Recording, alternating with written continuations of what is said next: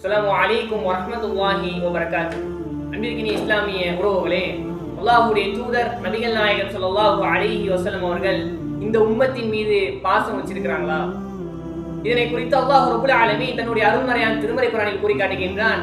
லக்கத் ஜாஅக்கும் ரசூலும் மின் அன்ஃபுசிக்கும் அஸீஸுன் அலைஹி மா அனித்தும் ஹரீஸுன் அலைக்கும் பில் முஃமினீன ரഊஃபுர் ரஹீம். திட்டமாக உங்களில் இருந்தே ஒரு தூதர் வந்திருக்கிறாரு.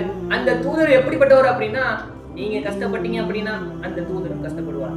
நீங்க துன்பத்துக்குள்ளாக்கப்பட்டீங்க அப்படின்னா அந்த துன்பத்தை கண்டு அந்த தூதர் கஷ்டப்படுவார் என்பதாக அல்லாஹ் ரப்பல் ஆலமீன் தன்னுடைய அருள்மறையான திருமறை குர்ஆனில் கூறி காட்டுகின்றார்.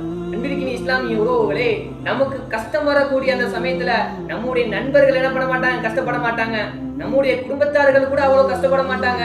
ஆனால் அல்லாஹ்வுடைய தூதர் ஸல்லல்லாஹு அலைஹி வஸல்லம் அவர்கள் நம்மளை பார்த்தது கிடையாது, நம்மிடம் பேசியது கிடையாது, நாம எப்படி இருப்போம் என்று கூட அல்லாஹ்வுடைய தூதருக்கு தெரியாது. அந்த நேரத்தில் கூட அல்லாஹ்வுடைய தூதர் நமக்காக கஷ்டப்படக்கூடியவர்களாக இருக்கின்றார் என்பதாக அல்லாஹ் ரப்பல் ஆலமீன் தன்னுடைய அருள்மறையான திருமறை குர்ஆனில் கூறி காட்டுகின்றான்.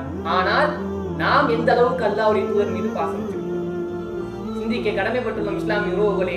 ஆகையால் வரக்கூடிய காலங்களில் இன்ஷா அல்லாஹ் நம்முடைய உயிருக்கும் மேலாக அல்லாஹ்வுடைய தூதர் ஸல்லல்லாஹு அலைஹி வஸல்லம் அவர்களை நேசிக்கக்கூடியவர்களாக இருக்க வேண்டும்.